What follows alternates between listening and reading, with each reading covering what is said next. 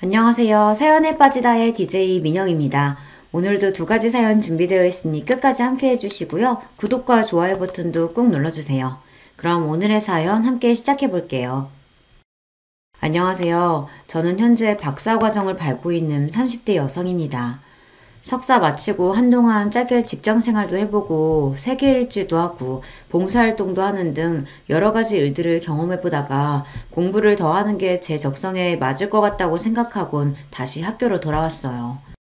오랜만에 공부를 하려다 보니 아무래도 적응하는 게 쉽지만은 않아 적잖이 고생을 하기는 했지만 마지막 논문 심사만 통과하면 꿈에 그리던 박사학위를 딸리만 남아서 기대가 큽니다. 박사학위를 위해 다시 학교로 돌아오기 전 제게도 인생의 중대사라고 할 수 있는 일이 여럿 있었습니다. 그중 하나가 바로 결혼 문제인데요. 한때 가족이 되리라 생각했던 그 사람과 그 집안과의 갈등으로 적지 않은 마음고생을 해야만 했습니다.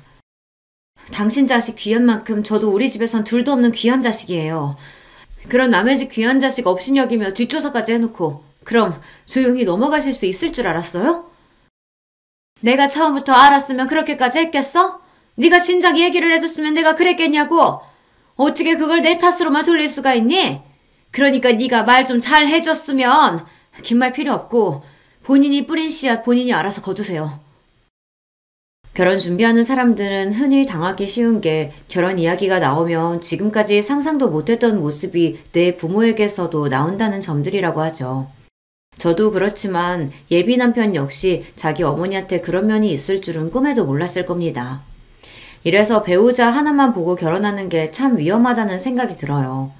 물론 결혼하는 당사자들이 가장 중요하다곤 하지만 다른 사람도 아니고 배우자 부모님과 저리 갈등이 크면 결혼 생활이 결코 순탄치 않을 테니까 말입니다.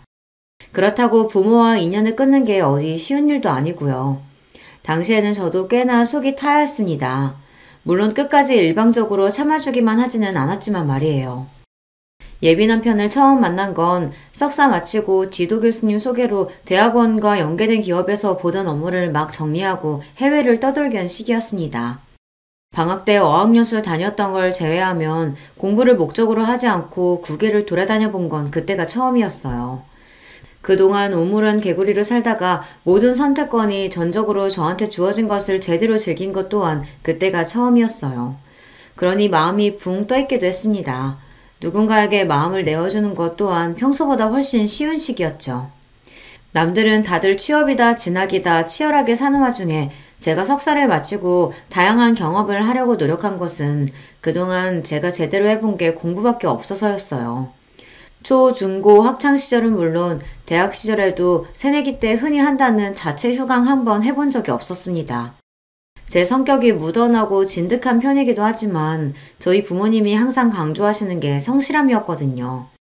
학생은 학생으로서의 본분을, 사회인은 사회인으로서의 본분을 지키는 등 사람이라면 누구나 주어진 역할에 충실해야 한다는 말을 입이 닳도록 하시는 분들이셨습니다. 두 분 모두 저를 세상 그 누구보다 사랑해 주신 분들이시고 제 앞날을 위해 필요한 모든 것들을 아낌없이 지원해 주셨어요. 하지만 저런 부분에서는 결코 타협이 없는 분들이십니다. 제가 그런 부모님께 지금까지 반항 한번 해본 적 없었던 건 갈등을 좋아하지 않는 제 천성 탓도 있습니다만 곁에서 지켜본 부모님 역시 부모로서 사회인으로서 늘 최선을 다하시는 모습을 보며 자랐기 때문일 거예요. 우리가 부모가 되기를 선택하고 너를 낳았으니 네가 자립할 때까지는 우리 부부가 최선을 다해 널 돕는 게 당연하지. 하지만 대학에 진학하기로 한 것은 너 스스로 한 결정이니 너 역시 네 선택에 대한 책임을 져야 할 거야. 학생으로서의 가장 중요한 본분은 당연히 공부겠지? 그리하여 저는 대학에 입학하자마자 도서관 죽순이가 되었습니다. 요즘이야 워낙 취업이 힘든 세상이니 대학생들도 피땀 흘려가며 공부를 하고 스펙을 쌓는다고 하지만 그래도 힘든 고3 수험생활을 이겨내고 대학 입학한 그 시기만이라도 갓 성인이 된 자유를 누리는 게 대부분이거든요. 저 역시 그런 자유를 누리고 싶다는 생각을 아주 해보지 않은 건 아니었습니다만 대학 합격이 결정되고 부모님과 약속한 것이 있었어요. 집에서 제 대학 등록금과 용돈을 책임져 주시겠다고 약속하셨지만 거기에는 조건이 있었습니다. 우리도 너를 위해 우리가 할 수 있는 지원은 최선을 다해 해보겠어. 하지만 그만큼 너도 학생으로서 노력을 해야 하지 않겠니? 아무리 자식이라지만 학생으로서 본분을 다하지 않는데 적지 않은 돈을 등록금으로 쓰면 아까운 일이지. 그렇게 부모님이 요구하신 건 매 학기 평균 성적 A를 받아오는 것이었습니다. 그 밑으로 떨어지면 용돈과 등록금 지원을 중단하겠다고 하셨죠. 사람에 따라서는 저희 부모님이 그래도 자식 일인데 너무 야박하지 않냐고 생각할지는 모르겠으나 저는 그런 대로 수용을 했습니다. 요즘 등록금이 어디 한두 푼도 아니고 아무리 부모라고 해도 비싼 등록금 줘서 학교 보내놨더니 탱자탱자 놀기만 하면 길바닥에 돈을 버리는 기분이 들지 않겠어요?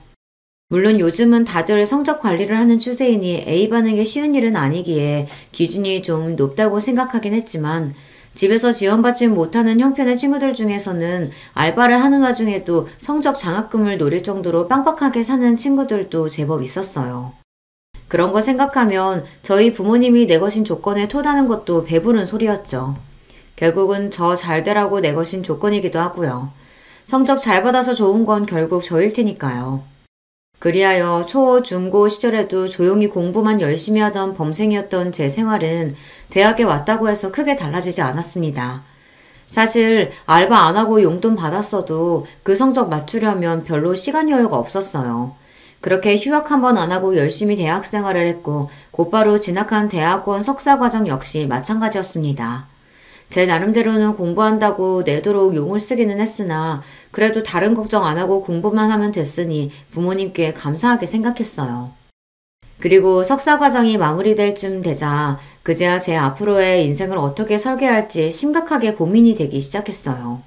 그동안 워낙 스펙 관리를 잘해야 하기 때문에 바로 취업을 하든 박사과정을 준비하든 크게 무리는 없었으나 문제는 그 어느 쪽으로도 마음이 확 끌리지 않았다는 겁니다. 생각해보면 저는 항상 제 앞에 주어진 의무와 역할을 수행하는 데 급급한 나머지 저 스스로에 대해 깊게 고민해보는 시간이 부족했던 것 같습니다. 남들 대학 진학할 때 하는 고민을 머리 다 굵어서 하게 생겼으니 저 나름대로는 걱정도 됐습니다. 돌이켜 생각하면 공부 외에는 아르바이트를 제대로 한번 해보기랬나, 그럴싸한 대외 활동을 해보기랬나, 경험이 부족해도 너무나 부족했습니다. 항상 학점 관리하느라 바빠서 친구들 다 가보는 배낭여행 한번 가본 적이 없었습니다. 그러고 교수님 추천으로 곧바로 업무에 투입되면서 마음의 갈피를 잡지 못했습니다. 방황은 청춘의 특권이라고들 하는데 저는 항상 주어진 것에 최선을 다하며 똑바로 걸어오기만 했으니 그런 생각이 들만도 했지 싶어요. 물론 그게 잘못되었다는 것은 아니고 제 경우에는 경험하지 못하고 지나온 것들에 대한 아쉬움이 진하게 남는다는 것이 문제가 되었다는 얘기예요. 그렇게 프로젝트가 끝난 후 제 인생 최초로 무계획 세계 일주를 떠나게 되었습니다. 석사 과정하면서 교수님께서 많이 배려해 주신 덕에 산하협력으로 공부와 일을 병행하는 경우가 꽤 많았기에 제법 넉넉하게 자금이 모였습니다. 저희 부모님 성격에 아무런 계획도 없이 떠나는 마당에 그 큰 돈을 이유 없이 턱턱 내어주실 분들도 아닐 뿐더러 저도 이제 나름 사회인인데 그런 걸로 집에 손 벌릴 생각은 없었습니다. 부모님 역시 경제적으로 독립한 제가 내린 결정을 존중해 주셨습니다. 사실 갑자기 제가 쉬면서 외국으로 떠돌아다니겠다고 하면 반대부터 하실 줄 알았는데 제 생각보다 저에 대한 부모님의 믿음이 없지는 않았던 것 같아요. 이제 우리 품에 가두고 보호해야 할 마냥 어린애가 아닌데 당연히 네 뜻을 존중해줘야지. 단, 선택에는 항상 책임이 따르는 거 잊지 말고. 그러고 보면 대학 졸업 이후 비록 제가 아직 대학원생으로 학생 신분이긴 했지만 저 나름대로 자립이 가능해지자 그때부터는 완전히 독립된 인격체로 저를 존중해 주시던 부모님이셨습니다. 그때부터는 제가 하는 일에 일절 터치를 안 하시더라고요. 그런 면에서는 참 쿨한 분들이셨어요. 자식 인생을 본인 인생과 동일시하고 휘두르려고 하는 부모도 많다던데 저희 부모님은 부모 자식 간에도 내 인생과 네 인생 구분이 철저하신 분들이셨어요. 그렇게 기대 반 두려움 반으로 그간 경험해보지 못한 미지의 세계로 출발했습니다. 처음에는 가볍게 여행 목적으로 유럽 대륙 쪽을 돌다가 충동적으로 아프리카 대륙에까지 흘러들어가게 되었어요. 이렇게 길게 시간을 빼지 않으면 앞으로 아프리카에 가볼 기회는 없겠다는 생각이 드니 주저하는 게 시간 낭비처럼 느껴지더라고요. 아프리카는 제가 생각했던 것 이상으로 아름다웠고 또 제 기대 이상으로 덥고 힘들고 저를 지치게 하기도 했어요. 아무래도 우리나라에 비교하면 치안 역시 여자 혼자 돌아다니기에는 우려되는 부분이 있어서 마냥 자유롭게 돌아다닐 수만도 없었습니다. 그러던 와중에 접하게 된 게 바로 해외 봉사활동이었어요. 아직 낙후된 지역이 많다 보니 몇 안 되는 도시를 떠나면 도움의 손길을 요하는 사람들이 지천에 널려 있었습니다. 처음에는 잠깐 다른 소도시로 떠나기 전에 손이라도 빌려줄까 싶어 초보 자원봉사자들이 할 만한 자잘한 소일거리를 돕던 것이 어느덧 본격적으로 두 팔 걷어붙이고 자원봉사에 뛰어들게 되었습니다. 그도 그럴 것이 도울 것이 끝도 없이 이어졌습니다. 게다가 특히 도움의 손길이 필요한 어린아이들이 많다 보니 눈에 밟혀서 쉽게 그만두기도 힘들더라고요. 제가 봉사하던 곳에 한국 국적의 봉사자들이 많았던 것도 제 발길을 잡았습니다. 여행지에서 잠깐 스쳐 지나가는 한국인들 외에 오랜만에 같은 나라 사람들을 봤더니 반가운 마음이 많이 들더라고요. 예비 남편을 처음 만난 곳 또한 그곳에서였습니다. 그 사람 직업은 의사였습니다. 자원봉사자들 중에서도 가장 수요가 많은 직군이었죠. 아무래도 병원 시설이나 의료진 수가 턱없이 부족한 경우가 많으니 당연한 일이었습니다. 그러다 보니 자원봉사자들 중에서 가장 일이 많고 고생하시는 분들이 의료진 분들이셨어요. 자연히 봉사하는 와중에 그분들 한 번이라도 더 챙기게 되더라고요. 예비 남편 역시 마찬가지였습니다. 조 선생님, 여기 물 한 컵 다 비우시고 조금만 쉬다가 하세요. 그러다 진짜 탈수와요. 감사합니다, 지희씨. 항상 바쁘신데 저희들까지 챙겨주시고 늘 감사해요. 그렇게 작은 것으로 마음 쓰는 것이 여러 번 오가게 되니 가까워지지 않기가 더 힘들었습니다. 특히나 처음부터 봉사 목적으로 봉사단과 함께 입국한 것이 아니라 현지에 여행 왔다가 자원봉사자로 눌러앉은 저 같은 경우가 흔한 건 아니었으니 제게 호기심을 갖기도 쉬웠을 거예요. 그렇게 종일 정신없이 환자들을 돌보다 저녁에 쉬는 시간에 서로 살아온 이야기를 두런두런 나누다 보니 그 사람과 급속도로 가까워지게 되었습니다. 얘기하다 보니 두 사람 간의 공통점도 꽤 많았고요. 저도 지금껏 꽤나 공부하느라 고생을 해왔지만 아무렴 의대생만 하겠습니까? 그 사람 역시 이런 긴 해외 봉사활동 자체가 처음이었어요. 저 여기 나오다고 했을 때 저희 집에서 걱정이 이만저만이 아니셨어요. 힘들게 공부해서 의사 됐으니 이제 제 갈 길 가겠지 싶었는데 갑자기 의료봉사단으로 아프리카에 가겠다고 선언을 했으니 집안이 발칵 뒤집어졌죠. 그동안 제가 집에서 큰소리 한번 내본 적이 없었거든요. 딱히 사춘기를 험하게 겪은 것도 아니라 조용히 넘어가기도 해서 지금 여기 온 게 제 인생에서는 첫 반항이나 마찬가지예요. 이 나이 먹어서 반항이라는 말도 우습긴 하지만 저희 어머니 입장에서는 그러셨겠죠. 저야 저를 돌아보고자 하는 생각에 떠난 여행이니 반항이라고까지 할 건 아니었지만 그 외의 상황을 생각해보면 저와 크게 다르지 않다는 생각이 들었어요.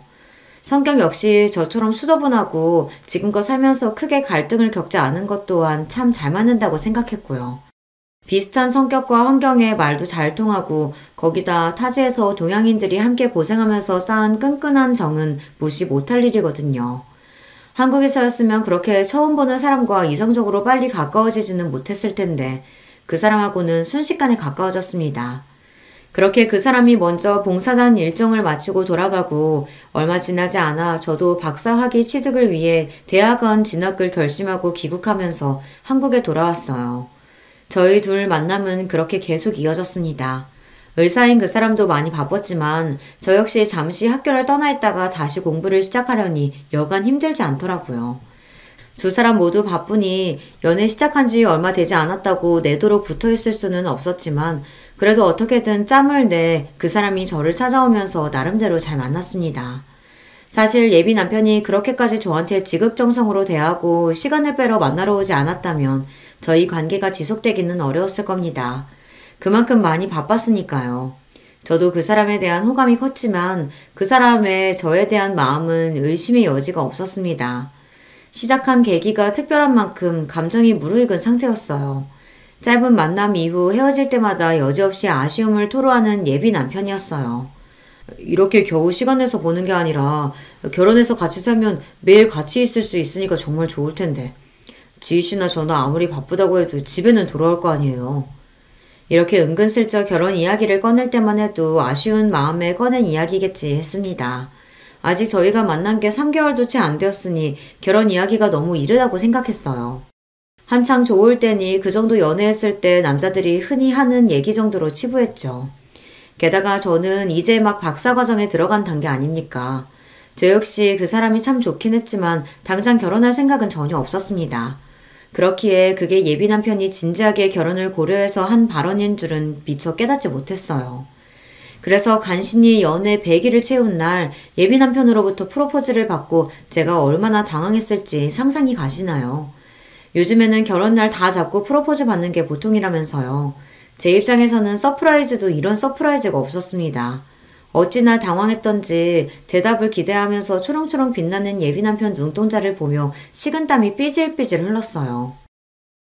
나는 우찬 씨가 정말로 나랑 결혼할 생각이 있어서 그런 이야기 했다고 미처 생각을 못했어요. 아직 우리 만난 지도 얼마 되지 않았고 지희 씨 말대로 우리가 만난 기간은 길지 않지만 그럼에도 많은 걸 함께 겪으면서 그 쌓은 유대감이 결코 가볍지 않다고 생각해요. 처음 만나자고 할 때부터 절대 가볍게 생각하는 마음가짐은 없었고요. 그러니 지금부터라도 진지하게 생각해줬으면 좋겠어요. 솔직히 어떻게 거절을 해야 이 사람 심기를 거스르지 않을 수 있을까? 처음에는 그런 생각밖에 들지 않았습니다. 당장 결혼할 생각이 없기는 했지만 저 역시 예비 남편이 정말 좋았거든요. 이거 지금 거절했다가는 이대로 이 연애가 끝나는 거 아닌가 생각하니까 섣불리 거절 의사를 표하는 것조차 쉽지가 않았어요. 아무리 그래도 사람을 적어도 계절 한 번씩은 다 겪어봐야 하는 거 아니겠어요. 다른 것도 아니고 결혼인데요. 하지만 저 사람 말 맞다나 내 인생에서 저 사람만큼 특별한 사람이 다시 나타날까 생각하니 도무지 그럴 것 같지가 않더라고요. 제가 며칠을 고민에 끙끙 앓자 제 딴에는 티를 안 낸다고 한 건데도 엄마가 곧장 알아차리시더라고요. 역시 엄마는 속이는 건 만만치 않은 일입니다. 결국 제가 답답한 마음에 얼마 전 있었던 일을 털어놓게 되었습니다. 만난 지 얼마나 됐다고 벌써? 저희 엄마도 놀라시더라고요. 보통 이런 게 정상이죠. 3개월 만나고 결혼해서 잘 사는 분들도 있다는 얘기를 듣기는 했습니다만 제가 그렇게 열정으로 활활 불타오르는 성정의 사람도 아닌지라 솔직히 그렇게 급하게 결혼하는 게 잘 이해는 안 돼요. 예비 남편 역시 저랑 비슷한 사람이라고 생각했기에 더더욱 당황스러웠습니다. 항상 신중하고 생각이 깊은 사람이었는데 결혼 문제에 이렇게 저돌적으로 나올 거라고는 예상치 못했습니다. 그건 짧게 만났다고 꼭 결혼에 대해 경솔하게 생각한다고 할 수는 없지. 그만큼 상대방 입장에서는 너한테 확신을 가지고 있다는 뜻이 될 테니까. 나를 그렇게 생각해주는 건 고맙지만 솔직히 선뜻 대답을 못하겠어. 왜? 너는 그 사람한테 아직 그만한 확신이 들지 않아? 아니, 나도 그 사람이 지금껏 만난 사람하고는 비교도 안 돼. 애초에 이렇게 급속도로 가까워진 사람도 없기도 했고 그치만 현실적인 문제도 생각을 안 할 수가 없잖아.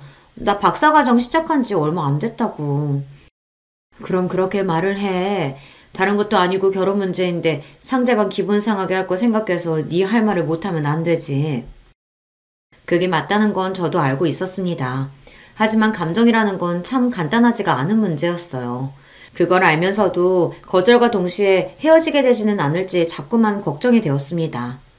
봉사하면서 그리고 짧은 연애 기간 동안 옆에서 지켜보면서 예비 남편이 인간적으로 참 좋은 사람이라는 건 잘 알고 있었습니다. 객관적인 결혼 조건을 놓고 생각해봐도 절대 빠지는 사람이 아니었어요. 사짜 직업 가진 신랑감이야 언제든 1등 신랑감으로 손꼽히니까요. 근시일 내에 제가 결혼할 생각이 있었다면 마다할 만한 사람이 아니라는 건 확신했습니다. 아무리 고민을 해봐도 답은 하나였어요. 진심으로 솔직하게 대화하는 것 말고는 수가 없었죠. 고민을 거듭한 끝에 조심스럽게 제 의사를 전달했을 때 예비 남편 눈이 실망으로 물드는 걸 분명히 확인할 수 있었습니다. 저도 만약에 결혼을 하게 된다면 의심의 여지 없이 상대는 우찬 씨라고 생각해요. 저한테도 우찬 씨는 소중한 인연이니까요. 하지만 저 귀국해서 박사과정 시작한 지 얼마 되지 않았고 지금 결혼을 논의하기에는 현실적으로 무리가 있는 것도 사실이잖아요.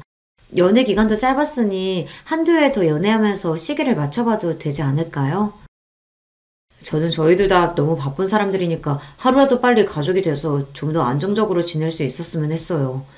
아무래도 제가 마음이 앞서서 지희 씨를 부담스럽게 만들었나 봐요. 최선을 다해서 서로 감정 상할 일 없게 말하려고 애썼는데 아무리 조건부라고 해도 일단 거절은 거절이니 분위기가 서먹해졌습니다. 무슨 말로 이 분위기를 풀어야 하나 고민하고 있는데 예비 남편이 먼저 운을 띄웠어요. 실은 저 만나는 사람 있다는 걸 눈치채신 순간부터 저희 어머니께서 지희 씨 한번 데리고 오라고 아주 성하세요. 저는 처음부터 결혼 생각이 있었으니 조만간 양가 부모님 별일 생기지 않을까 싶어 조만간 데리고 가겠다고 얼버무려서 지금까지 어떻게든 무마해왔고요. 그럼 결혼은 천천히 생각해보더라도 저희 어머니부터 만나보지 않을래요? 부담스럽게 짝이 없는 말이었습니다. 청혼도 막 거절한 판국에 미래의 시어머니 되실 분을 만나자니요. 하지만 이미 큰 거절을 한번 해놓고 또다시 거절을 하기도 좀 그렇더라고요. 썩 내키지는 않았지만 결국 그러마하고 수락을 하고 말았어요. 청혼 거절했다면서 그 집에 인사를 간다고? 결혼 이야기 잘 정리하러 다녀온다고 해놓고 예비 시어머니 만나뵐 날을 받아왔다는 말에 저희 부모님 두 분 다 황당해 하시더라고요. 하긴 수락도 아니고 거절을 해놓고 곧장 상대의 어머니를 만난다고 하는데 상황이 요상하게 느껴지는 게 당연한 일이겠죠. 제가 그 말을 하면서도 황당했으니 부모님은 오죽하셨겠어요. 어째 상황이 요상하게 돌아간다. 그러게 이러다 우리 딸 자기도 모르는 새에 호로록 시집가는 거 아니야? 아니야. 그냥 딱 인사만 드리고 오는 거야. 제 입으로 말하면서도 자신이 없더라고요. 아까는 예비 남편 표정이 너무 시무룩해서 어머님 만나보자는 제안을 받아들였는데 생각해보니 예비 남편으로서도 참 애매한 상황 아닙니까? 제가 청혼 받아들여서 집에 인사를 시키는 것도 아니고 결혼 좀 천천히 생각해보자고 했는데 자기 어머니 만난 자리에서 어떻게 얘기할 생각인지도 모르겠고요. 하지만 이미 어른한테 찾아뵙겠다고 말씀까지 전한마당에 쉽게 물을 수도 없고 진퇴양난의 상황에 놓였다는 생각이 들었습니다. 엄마는 솔직히 좀 그렇다. 그 정도야 자기 모친한테 본인이 충분히 무마하거나 미룰 수 있는 거 아니야? 가서 무슨 이야기를 어떻게 하겠다는 건지도 모르겠고. 아버지는 비교적 말씀을 아끼고 계셨지만 엄마 말에 수긍하고 계신다는 건 분명했습니다. 부담감에 예비 시어머니를 만나기도 전에 두통이 났어요. 어찌되었든 약속한 날짜는 어김없이 다가왔고 예비 남편과 함께 예비 시어머니와 식사를 하게 되었습니다. 그렇게 처음 뵌 예비 시어머니는 머리부터 발끝까지 명품을 휘감은 도도한 인상이셨습니다. 아가씨가 우리 우찬이랑 해외 봉사에서 만났다는 사람이구나. 내가 너무 궁금해서 우리 아들을 좀 들볶았어요. 괜찮죠? 네, 그럼요. 그럼 그 자리에서 아니요, 부담스러웠어요. 그런 소리를 어떻게 하겠어요. 그저 트집 잡히지 않으려고 입에 경련이 오도록 미소를 짓는 와중에 긴장감이 풀리지를 않았습니다. 딱 보기에도 예비 시어머니는 만만치가 않아 보였습니다. 얘가 어릴 때부터 머리가 좋고 성격이 다정해서 크면서 내속 한 번 썩인 적이 없었어요. 성적이 워낙 잘 나오니 아까운 마음에 의대가라고 했을 때도 군말 없이 따랐고 애가 참 효자거든. 그러니 내가 얘 갑자기 아프리카 가겠다고 했을 때 얼마나 놀랐겠어? 거기가 어디 보통 땅이야? 내전도 많고 전염병도 돌고 그런다던데 내가 어찌나 가슴이 철렁하든지. 아프리카도 사람 사는 곳이니 못 갈 것까지야 없지만 예비 시어머니 말 맞다나 지역에 따라서는 위험한 것도 있고 병원도 많이 부족한 건 사실이죠. 부모 입장에서는 걱정이 될 수도 있다는 생각이 들었습니다. 비록 다 커서 의사까지 된 아들을 여전히 너무 품 안의 자식처럼 싸고 둔다는 느낌을 지우기는 힘들었지만 말이에요. 그런 생각을 하던 와중에 새침한 눈길로 저를 바라보던 예비 시어머니가 제게 물으셨어요. 나는 다 큰 아들 자식 아프리카 내보내기도 쉽지가 않던데 지희 씨 집에서는 크게 신경을 안 쓰시나 봐요? 딸 자식이면 더더욱 걱정이 될 만도 한데 부모님이 많이 바쁘신가 봐? 저희 부모님이라고 어떻게 걱정이 없으셨겠어요. 저도 우찬 씨랑 비슷하게 자라서 지금까지 제 나름대로는 크게 부모님 속썩이지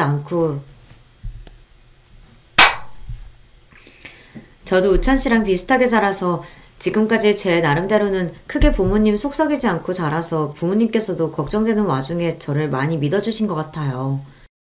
믿기야 나도 우리 우찬이 많이 믿지. 그거랑은 또 별개인 건데. 묘하게 말하는 뉘앙스가 저를 꼭 집에서 내놓은 자식인 것처럼 말한 것 같아서 저도 모르게 저희 부모님 변호를 하게 되더라고요.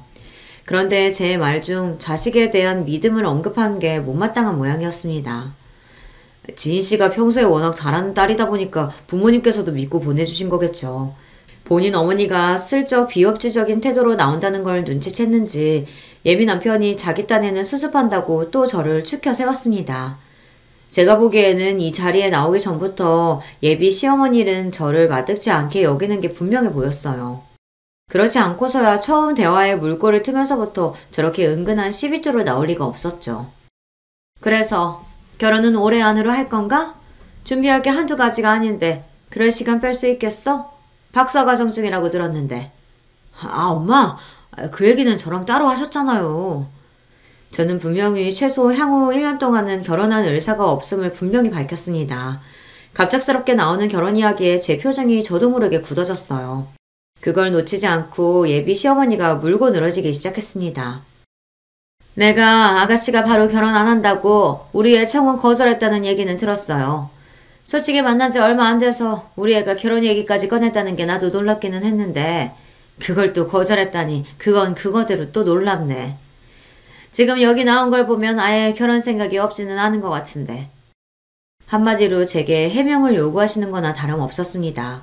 혹시 자기 아들 청혼에 곧장 반색하며 반기지 않아서 미운 털이 박힌 건가 싶었어요. 대답을 잘못했다가는 제대로 눈엣가시가 되지 않을까 싶어 긴장이 확 들어갔습니다. 네, 말씀하신 대로 우천 씨와는 당연히 진지하게 만나고 있어요. 다만 저희가 교제 기간이 아직 길지 않고 저 역시 박사과정 시작한 게 얼마 되지 않아서 시간이 좀 필요하지 않을까 하는 생각에 우천 씨와 얘기는 잘 끝냈습니다. 결혼하면 우리 애 내조도 해야 하는데 박사까지 하는 게 좀 낭비다 싶기도 하고 솔직히 우리 애가 누구랑 돼도 빠지는 애가 아닌데 우리 애도 아니고 아가씨 쪽에서 퇴짜를 놨다니 애 엄마 되는 입장에서는 기분이 썩 유쾌하지가 않네. 아휴, 엄마 정말 별소리를. 지씨, 저희 엄마가 워낙 저를 아끼셔서 그냥 높아심에 하시는 말씀이에요. 너무 마음 쓰지 말아요. 가시방석도 이런 가시방석이 없었습니다. 한편으로는 불쾌하기 짝이 없었어요. 여자는 결혼하면 하던 일 다 내팽개치고 남편 인생의 모든 걸 다 맞춰가며 살아야 합니까? 의사 아들 가진 엄마이니 아들 부심이 하늘을 찌르는 거야 이해하지 못할 건 아니었지만 저도 나름대로 공부 열심히 해서 주변에서 인정받으며 박사까지 준비하고 있는데 그걸 깡그리 무시당하는 기분이었어요. 게다가 아직 결혼이 결정된 것도 아닌데 내조 운운하며 제가 더 배우는 걸 낭비니 어쩌니 하는 건 정말 무례한 발언 아닙니까? 이럴 거면 굳이 뭘 만나자고 해서 불어 사람 속을 긁나요. 거기까지 들으니 저도 더는 표정 관리가 안 되더라고요. 밥이 입으로 들어가는지 코로 들어가는지도 모른 채 어영부영 그 자리를 끝내고 나오면서도 기분이 영 나아지질 않았습니다. 이 사달을 막지 못한 예비 남편이 제 눈치만 보며 차마 말도 제대로 못 붙였어요. 솔직히 오늘 일은 많이 불쾌하네요. 본인 자식 귀한 만큼 저도 우리 집에서는 세상 둘도 없는 귀한 자식인데 아무리 아들인 우찬 씨가 아깝다고 해도 저한테 그런 태도는 지나쳤다고 생각해요. 미안해요, 지희 씨. 저희 어머니가 밖에서 누구한테 저런 식으로 말씀하시는 분이 아닌데 아무래도 당장 결혼한다는 대답을 못 들었다고 하니 어머니 입장에서는 마음이 상하셨던 모양이에요. 제가 대신 사과할게요. 그것도 그거지만 여자가 바깥이라는 걸 무시하는 발언도 걱정스러워요. 아직 이런 얘기 꺼내는 건 시기상조긴 하지만 저 결혼한다고 지금껏 제가 고생해서 읽은 것들 아깝게 다 내팽개칠 생각 전혀 없어요. 그럴 것 같으면 지금 이 고생해가면서 박사과정 준비하지도 않을 거고요. 그럼요. 저도 내존이 뭐니 하면서 지희씨 집에 들어앉힐 생각 없어요. 지금까지 본 예비 남편 성정을 생각하면 그 사람이 그럴 리가 없다고 생각했지만 그 모친 되시는 양반이 저렇게 나오니 상황이 마냥 낙관적으로 볼 수가 없더라고요. 더군다나 본인도 여자라는 인간이 저리 꽉 막힌 소리만 하는 것도 어처구니가 없었고요. 예비 남편이 거듭 사과하며 제 기분을 풀어주려 노력했지만 안타깝게도 별 효과는 없었습니다. 저희 집에서도 그날 이후로 별다른 말씀은 안 하셨으나 예비 남편 어머니한테 인사를 드리고 들어와서 며칠을 기분이 저기압인 딸을 보며 눈치를 못 채시는 게 더 이상한 일이었죠. 가뜩이나 예비 남편이 성급하게 결혼을 해서 저를 곤란하게 한 것부터가 별로 마음에 안 드실 텐데요. 모르긴 몰라도 예비 시어머니와도 얘기가 잘 안 된 것 같으니 저희 집에서도 아직 인사조차 오지 않은 예비 남편에 대한 인상이 좋을 수가 없었습니다. 생각해보니 그것도 좀 그랬습니다. 한쪽 집 부모 인사를 드렸으면 다른 쪽에도 인사를 드리는 게 균형이 맞는 일이잖아요. 막상 그 사람이 저희 집까지 인사 온다고 하면 제가 부담스럽기는 했겠으나 그렇다고 말 한마디 안 꺼내는 것도 좀 그렇잖아요. 꼭 저희 부모님 존재를 무시하는 것 같고 하여튼 한 가지가 마음에 들지 않기 시작하니 괜히 다른 것도 미워 보이고 그렇더라고요. 그렇게 예비 시어머니를 만나고 며칠이 지나지 않아 그분으로부터 연락이 왔습니다. 내가 지금 그 학교 근처인데 좀 봤으면 싶네. 지금이요? 약속도 없이 저는 강의도 있는데 결국 어쩔 수 없이 강의도 못 들어가고 약속 장소로 나갔습니다. 실내에서 선글라스까지 끼고 팔짱을 끼고는 턱을 빳빳이 쳐들고 있는 시어머니 옆으로 위압적인 덩치의 웬 남자 하나가 정장 차림으로 그 옆에 떡 버티고 서 있었어요. 처음에는 경호원인가 싶었습니다. 거두절미하고 그러니까 당장은 아니더라도 우리 우찬이랑 결혼할 생각은 있다 이거지? 이제는 아예 대놓고 하대였어요. 누가 봐도 사람을 내리 깔아보면서 무시하는 태도에 기분이 확 나빠졌습니다. 하지만 그때까지만 하더라도 예비 남편에 대한 감정이 사라진 건 아니었습니다. 네, 우찬 씨와도 그렇게 얘기했고요. 우리 애야 지금껏 공부만 하느라 순진에 빠져서 여자를 몰라도 너무 몰라.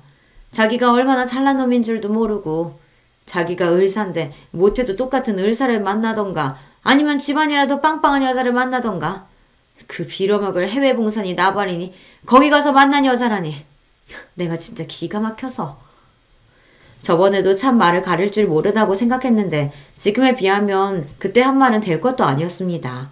대놓고 제게 저기를 드러내는 태도에 숨이 턱 막혔어요. 제가 의사는 아니더라도 연구원으로서 제 가치가 이런 취급을 받을 일은 절대 아니라고 생각해요. 애초에 결혼도 당신 아들이 밀어붙인 거지 제가 당신 아들과의 결혼에 목맨 것도 아닌데 왜 이런 소리를 들어야 하나 억울한 마음이 들었습니다. 저번부터 말씀이 지나치신 것 같습니다.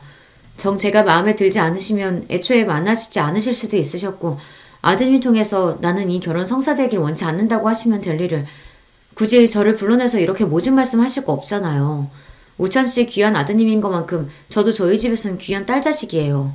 말씀 함부로 하지 말아주세요. 어디 어른이 말씀하시는데 따박따박 말댔고요. 하나를 보면 열을 한다고 딸년 교육을 이따위로 시켰는데 그 부모라고 제대로 됐겠어? 애초에 정신머리가 있는 부모라면 딸 자식 혼자 외국으로 돌리는 게 말이 되냐고. 여자가 조신하지 못하게. 다니면서 어떻게 놀고 다녔는지 알 게 뭐야? 저도 모자라서 제 부모님 욕에 외국에서 어떻게 놀았느냐니 하는 그 천박한 발언은 또 뭡니까? 이쯤 되니 그냥 저랑 개싸움하려고 불러낸 건가 진짜 제정신인가 싶었어요. 물에도 정도 것이지 지금 그게 무슨 말씀이세요? 그쪽이 뭐라고 저희 부모님한테 그런 모욕을 주세요. 당장 사과하세요. 사과? 사과는 내가 받아야지. 순전히 내 아들 꼬여낸 것도 모자라 감히 네 주제에 내 아들 청혼을 거절해? 네가 어디 가서 을사 남편 만날 재주가 있다고? 도대체 뭐 하자는 건지 모르겠네요. 제가 우찬 씨랑 결혼하는 것도 싫고 제가 우찬 씨 청혼을 거절하는 것도 싫고 뭐 어쩌자는 거예요? 당연히 내 잘난 아들이 널 차야지. 10살짜리만도 못한 소리를 바락바락 내지르는 꼬락서니를 보고 있자니 기가 막혀서 말문이 막혔습니다. 이런 꼴까지 봤는데 저라도 저런 여자 며느리가 되고 싶겠어요. 자기 어머니가 어떤 사람인 줄 알고 저한테 굳이 인사까지 시킨 예비 남편에게까지 정이 떨어질 지경이었습니다. 정말 기가 막히네요. 아드님 그리 아까우시면 그냥 끼고 사세요. 이게 말버릇하고는 내 아들은 내가 너랑 비교도 안 되는 잘난 여자 찾아서 붙여줄 거야. 이 건방진 거. 내가 너 이대로 곱게 놔둘 것 같아? 김비서, 당장 전현 지금까지 어떻게 살았는지, 부모란 인간들은 뭐하는 인간들인지 하여튼 걸리는 건 다 싹 철저히 조사해봐. 너 어디 하나라도 걸리면 보자. 미쳤어요? 지금 누구 뒷조사를 한다는 거예요? 옆에 장승처럼 서있던 덩치가 저 여자 집안 비서였던 모양입니다. 예비 남편 아버지가 사업을 한다고 들었으니 회사 비서인지 저 여자 개인 비서인지까지는 모르겠으나 그 인력까지 끌어와서는 저를 겁이라도 줄 요량이었겠죠. 아주 입을 열면 열수록 천박함이 줄줄 흘러내렸습니다. 나야말로 나한테 이따위로고는 당신 가만히 둘 줄 알아? 당신이야말로 각오 단단히 해. 제 말에 콧방귀를 끼는 그 여자에게 쏘아붙이고 그 자리를 박차고 나왔습니다. 세상에 경우가 없어도 저렇게 경우 없는 인간을 본 적이 없었어요. 부하가 머리 끝까지 치밀어 올라 온몸이 부들부들 떨렸습니다. 그 분풀이할 대상은 한 사람뿐이었어요. 지희씨? 당신 어머니 진짜 제정신이에요? 살면서 이런 모욕은 처음이야. 저런 인간인지 알면서도 나한테 소개시킨 거면 우찬씨도 공범인 거고 그걸 몰랐대도 정말 기가 차네요. 나도 그런 사람이랑 가족으로 엮일 생각 추워도 없어요. 결혼이고 뭐고 싹 다 없던 걸로 해요. 그러고는 전화를 확 끊어버렸습니다. 그러고 일주일을 예비 신랑을 만나주지도 전화를 받지도 메시지에 답을 해주지도 않았습니다. 고작 이 정도로는 성에 차지 않았지만 따지고 보면 예비 남편보다는 예비 시어머니에게 한껏 퍼부어줘야 이 분이 풀릴 것 같았습니다. 그렇게 딱 일주일을 채운 후 저는 그 예비 시어머니라는 집에 쳐들어갔습니다. 그 여자가 저를 불러냈을 때 제 비서까지 들러리를 시키며 위압감을 조성했으니 저도 제 지원군과 함께했어요.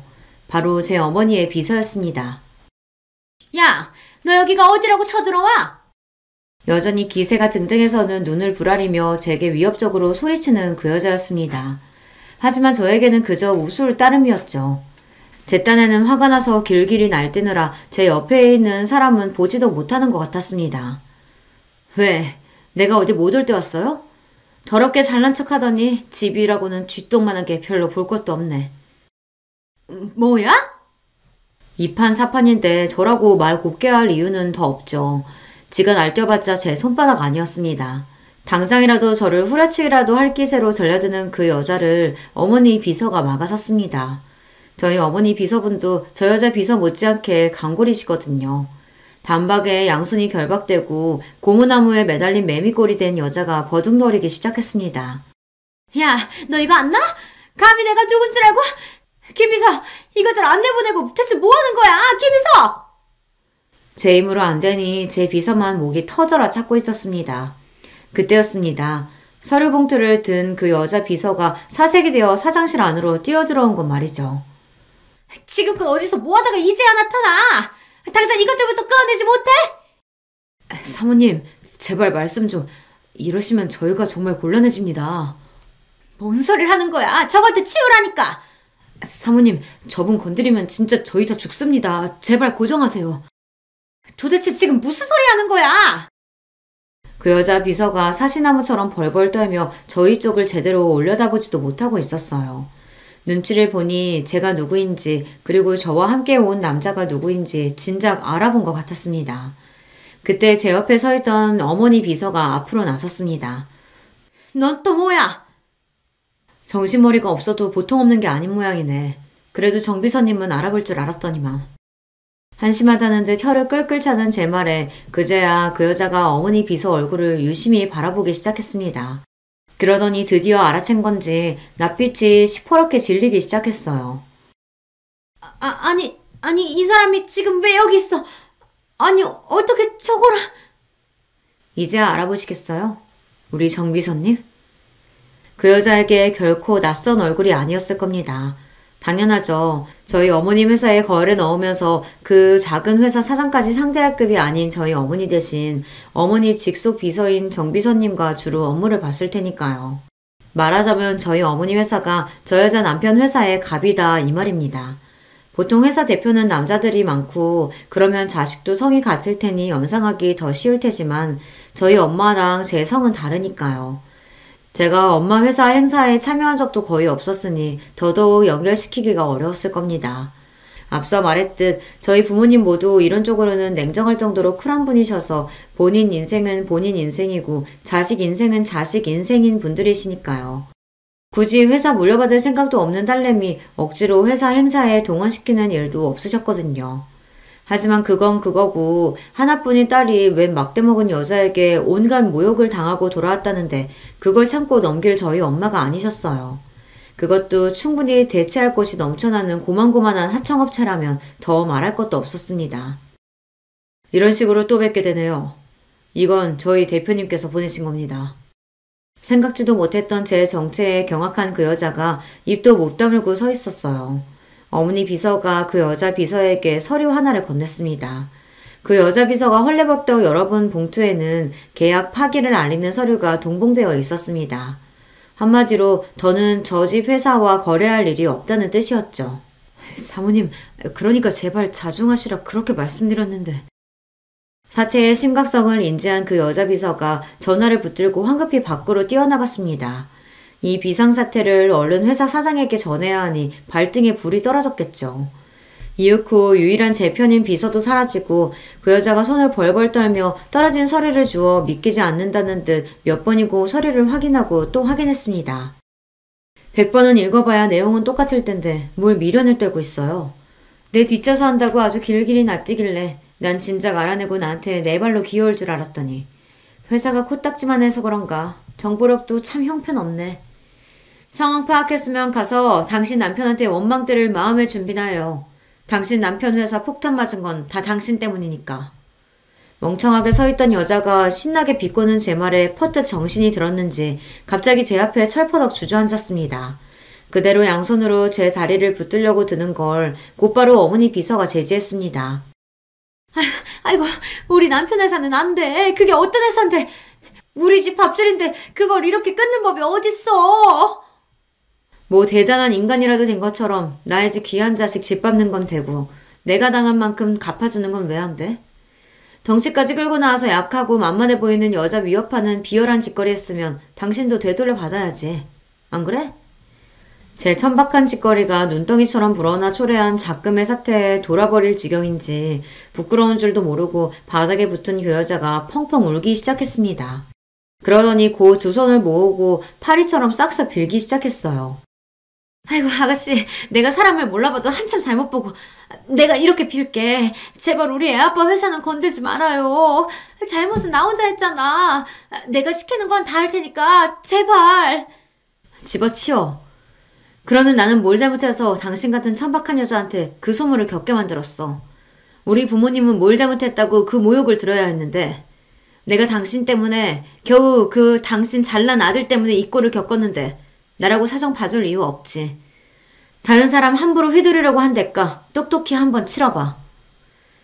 그리고는 그 여자가 바닥을 기든 엎드려 읍소를 하든 신경도 쓰지 않고 그곳을 빠져나왔습니다. 한참 멀어질 때까지 세상이 떠나가라 우는 그 여자 꼴을 보아도 아무것도 아닌 주제에 다른 사람 무시하고 업심여겨 못됨 심보가 다시금 생각나 일말의 동정심조차 들지 않았어요. 계약 파기는 여전히 유효했습니다. 좀 더 정확히 말하자면 얼마 남지 않은 계약 기간을 더는 연장하지 않겠다는 게 맞겠네요. 그러니 크게 법적으로 문제될 것도 없었습니다. 그 집안꼴은 아주 쑥대밭이 되었어요. 회사야 영문도 모르고 갑자기 폭탄을 맞았으니 갑작스러운 손실을 수습하느라 뿌리가 뽑힐 지경이 되었습니다. 뒤늦게 이 모든 사태가 제 아내의 추악한 만행으로부터 시작된 것을 안 예비 남편의 아버지가 온 가족을 대동하고 저희 집 앞으로 몰려와 석고대죄를 했으나 거래가 재개되는 일은 결코 일어나지 않았습니다. 예비 남편과는 딱 한 번 다시 만나 모든 관계를 정리했어요. 마지막으로 본 지 얼마 되지도 않았는데 눈에 띄게 수척해진 걸 보니 마음이 좋지 않았으나 그 역시 이 모든 일에서 무결하다고 보기는 어려웠어요. 그래도 경우가 없는 사람은 아닌지라 제가 자기 모친에게 어떤 수모를 당했는지 전말을 전부 알고 난 후에는 차마 저희 집에 선처를 바라지도 못하더라고요. 내가 처신 잘했다면 어머니가 저렇게까지 굴지는 못하셨을 텐데 제가 좋다고 결혼 이야기까지 꺼내놓고 이런 일까지 당하게 만들어서 정말 미안합니다. 이제 다시는 지희씨 불편하게 하는 일 없을 거예요. 정말 미안해요. 그래도 천성은 선한 사람이고 좋은 점이 많은 사람이니 저 사람만큼은 잘 살았으면 싶었습니다.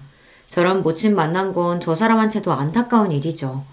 비록 그것까지 함께 짊어질 만큼 그 사람에 대한 사랑이 깊지는 않았던 것 같지만 말이에요.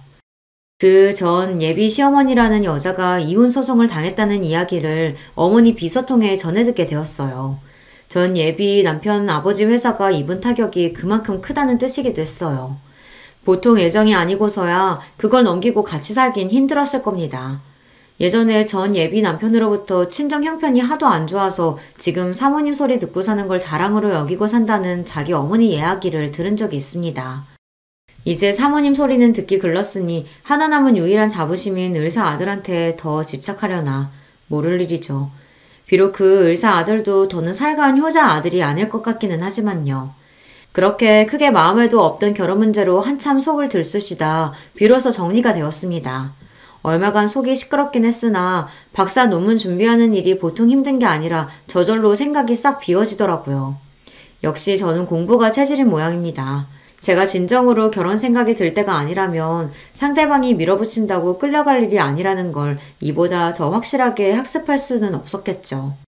자기 인생의 중심은 자기 스스로여야 한다는 당연한 사실을 다시금 마음에 새기며 살고 있습니다. 오늘 제가 들려드릴 이야기는 여기까지예요. 결혼을 고민하시는 분들 중 혹시 상대방에게 끌려다니는 것 같다는 생각이 드신다면 한 번쯤 자기 자신만 생각해 보셨으면 하는 생각이 드네요. 아무쪼록 다들 최선의 선택을 하셔서 행복한 결혼 생활 하시길 바랄게요. 이야기 들어주셔서 감사합니다. 반갑습니다. 서울에 사는 30대 중반, 아니 이제 다시 초반이 된 여성입니다. 원래 나이를 먹을수록 눈물이 없어진다고 하잖아요. 그런데 그거와는 별개로 감수성과 포옹력은 더 짙어지는 것 같아요. 요즘에 툭하면 서글프고 별일도 아닌데 마음 아파하고 내일도 아닌 일에 쉽게 이입하고 저는 요즘 특히나 다른 사람들의 이야기에 감정적으로 크게 공감하곤 해요. 세상은 넓고 사연은 다양하니 이렇게 방구석에 누워있어도 갖가지 삶을 들여다볼 수 있잖아요. 듣기만 해도 참 화나고 어이없거나 가슴 아픈 일들이 많더라고요. 사연자들의 세세한 묘사를 들으면 제가 마치 그곳에 존재하는 것처럼 느껴지면서 덩달아 함께 붕괴하곤 합니다. 그게 바로 이 채널을 찾는 이유죠. 감정적으로 너무 동화되면 힘들 때도 있지만 마지막에 시원히 해결되는 모습을 볼 때면 그만큼 해소감도 크거든요. 늘 그런 이유로 자주 찾아 듣곤 했는데 반대로 이번엔 제가 이렇게 사연을 보내게 됐네요. 다른 누군가 날 이해해줄 사람이 있을까 싶어서 꽁꽁 감춰둔 이야기지만 저처럼 정서를 깊게 공유해줄 수 있는 분이 계시길 바라며 이렇게 시작해봅니다. 이 이야기의 시작은 저의 결혼부터였어요. 시월드라는 말 들어보셨나요? 시집살이를 요즘 말로 바꾼 건데 제가 이 시월드를 잘못 만나면서 모든 게 꼬여버렸거든요. 그 잘못된 만남의 주인공은 다른 누구도 아닌 바로 저희 손윗동서들이었습니다. 아주 지독한 두 명의 동서죠. 본격적인 이야기에 앞서 제 과거에 대한 것부터 거슬러 올라가야겠네요. 저는 타고난 운이 좋아서 부유한 집안에서 태어났습니다. 부모님에게 참 감사한 일이죠. 아빠는 자수성가에서 중소기업 사장으로 계셨고 엄마는 피아노 학원 원장으로 일하셨고 저는 금지옥엽 자란 외동딸이었습니다. 부족함 없이 크면서 갖고 싶은 건 갖고 하고 싶은 걸 하면서 자랐어요. 어렸을 땐 그게 당연한 건 줄 알았고 모든 사람이 그렇게 사는 줄 알았어요. 하지만 커가면서 다른 사람과의 환경 차이를 느끼고 선택의 폭을 실감하면서 제가 누리는 것들이 당연한 게 아니라 감사한 일이란 걸 알게 됐죠.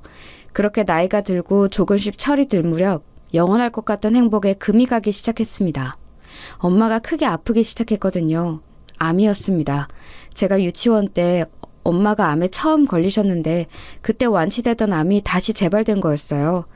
처음엔 초기였던 암이 이제는 말기에 가까워져 엄마의 생명을 서서히 갉아먹어 갔습니다. 아빠와 엄마는 금술이 좋은 편이셨던지라 엄마가 아프고 나면서부터 아빠까지 몸이 점점 안 좋아지셨어요. 전 대학을 휴학하고서 입원한 엄마 옆을 매일 지켰는데 아빠는 일 때문에 병원을 자주 올 수 없는 상황이었거든요.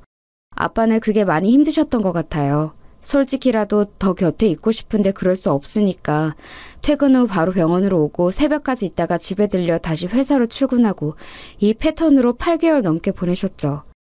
그러면서 아빠는 살이 15kg 이상 빠졌고 머리도 어느새 흰머리로 가득 찰 정도였어요. 항상 말끔해 보이던 아빠가 이제는 마치 일상을 포기한 사람처럼 보이더라고요. 물론 엄마의 모습에는 비할 수 없었습니다. 항암 치료를 시작하면서 엄마는 눈에 띄게 양상해지고 파리해져 갔거든요.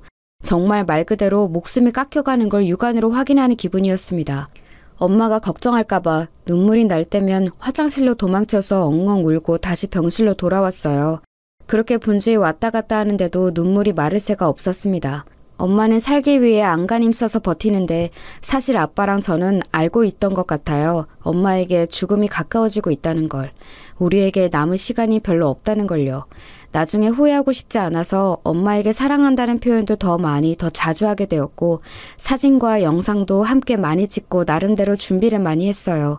평소에 좀 많이 해둘 걸 싶기도 했죠. 엄마가 건강할 때 찍은 사진보다 아플 때 찍은 사진이 더 많은 것 같아서 그게 좀 마음 아프더라고요. 그렇게 하루 이틀, 한 달, 두 달이 흐르고 엄마는 결국 돌아가셨습니다. 엄마가 남긴 유언을 저는 평생의 좌우명으로 삼게 됐어요. 살아가며 마주한 이들에게 손을 내밀어주고 그들이 내밀어준 손을 잡으며 나아가라는 말이었죠. 언제나 남들에게 묵묵히 베풀며 살아가던 엄마다운 마지막 유언이었죠. 평소 엄마는 남에게 베풀면 그보다 더 큰 복을 돌려받을 거라는 신념을 갖고 사셨거든요. 제가 꼭 그렇게 하겠다고 하자 엄마는 죽음 앞에서도 천사 같은 미소를 보이며 사랑한다는 말을 간신히 내뱉고선 조용히 눈을 감으셨습니다. 아빠는 엄마의 죽음 후 더 이상 그 집에서 살기 싫어하셨어요. 저 때문에 어쩔 수 없이 집에 들어오셨지만 엄마와 함께 쓰던 안방에는 가지 않고 서재에 들어가서 주무셨죠. 엄마가 떠나고 3개월간은 울지도 않고 슬픈 내색도 하지 않으셨는데 어느 날 엄마가 쓰던 앞치마를 발견하고선 식탁 앞에서 펑펑 눈물을 쏟아내셨어요. 그 모습을 본 저도 통곡할 수밖에 없었죠. 그때 처음으로 아빠한테 이사 가자고 이곳을 떠나자고 말했던 것 같아요. 사실 그 집은 엄마에 대한 추억과 그리움으로 똘똘 뭉쳐 있어서 떠나면 안 될 것 같은 책임감을 갖고 있었거든요. 그런데 그 책임감 때문에 아빠와 제 감정에 발이 묶여있는 느낌이었어요. 대놓고 슬퍼하기도 어렵고 그렇다고 외면하기도 힘든. 그런데 아빠가 우는 모습을 보니 이젠 한계인 것 같아서 그런 생각을 떨쳐내고 떠나자 한 거였습니다. 거절할 줄 알았던 아빠는 뜻밖에도 알겠다고 답하셨어요. 아마 아빠도 똑같이 한계였던 것 같아요. 어디로 갈지 내내 생각해 보았는데 아빠는 제게 조심스럽게 귀농을 하고 싶다고 하셨습니다.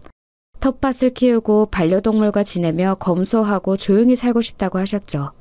원래 할아버지도 농사를 짓다가 서울에서 공장 일을 시작하셨고 아빠가 그 뒤로 일을 물려받아서 지금의 자리까지 오르셨던 거거든요. 아빠에게 시골은 그렇게 먼 곳이 아니었던 거죠. 아빠는 결국 회사를 다른 이에게 넘기셨고 모든 걸 훌훌 털어버리고서 시골로 내려가셨습니다. 그 마을은 할아버지의 고향이었고 인구가 30가구도 안 되는 작은 동네였어요.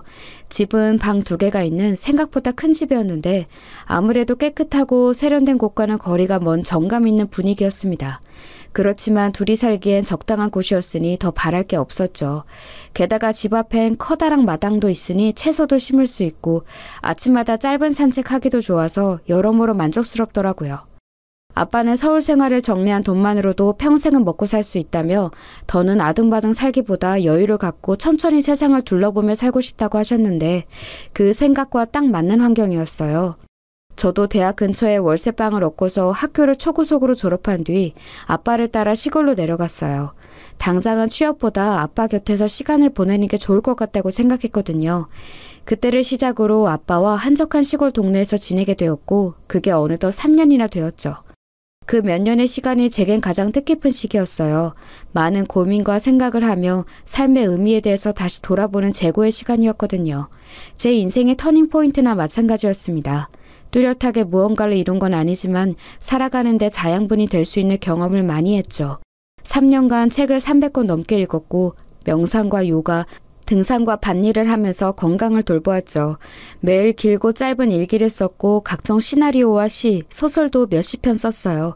여름에는 근처 계곡을 가거나 아빠의 밭일을 돕고 겨울에는 종일 마당과 걸어 올라오는 하나뿐인 길에 눈을 치우고 방 안에서 이불을 꽁꽁 덮은 채 책을 읽거나 그림을 그리곤 했죠.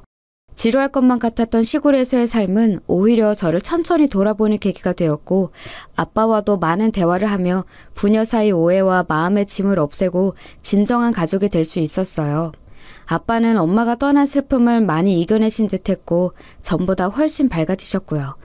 동네 주민들과 어울려 여행도 가실 정도였죠. 그게 전부 다 제 덕분이라던 아빠의 말이 아직도 기억에 남아요. 그렇지만 처음 아빠 곁에서 지내게 될 때부터 아빠는 몇 번이나 제게 마을을 떠날 것을 권유하셨습니다. 제가 무슨 일을 하든 뒷받침해줄 여력은 충분하니 이제 당신의 곁을 떠나 취업도 하고 원하는 일을 하라고요. 그렇지만 당시에 저는 아직 엄마에 대한 생각을 떨치고 홀로 설 준비가 되지 않았어요. 게다가 제가 좋아하는 일, 하고 싶은 일이 뭔지 모르겠더라고요. 원래는 아빠 회사에 들어가고 싶어서 경영학과를 전공했거든요. 그런데 정신없이 흘러가는 삶과 멀어지다 보니 제가 진정으로 원했던 일이 그게 아니었다는 걸 알게 됐어요. 그냥 의뢰 그러하듯이 아빠의 일을 이어받는 게 당연하다고 생각해 갖게 된 꿈이었다는 걸 깨달은 거죠. 그래서 다시 저를 돌아보며 어떤 일을 해야 할지 고민해 보았는데 문득 제가 어릴 적 작가를 꿈꿨다는 게 다시금 생각나더라고요. 글 쓰는 걸 좋아해서 카페 사이트를 만들어서 업로드하고 친구들에게 보여주고 그랬었거든요. 친구들이 좋아하는 반응을 볼 때마다 뿌듯해하면서 나중에 꼭 성공한 드라마 작가가 되겠다고 마음먹었는데 어느새 희미해진 그 꿈이 시골에서의 삶을 기점으로 다시 점점 커지더라고요.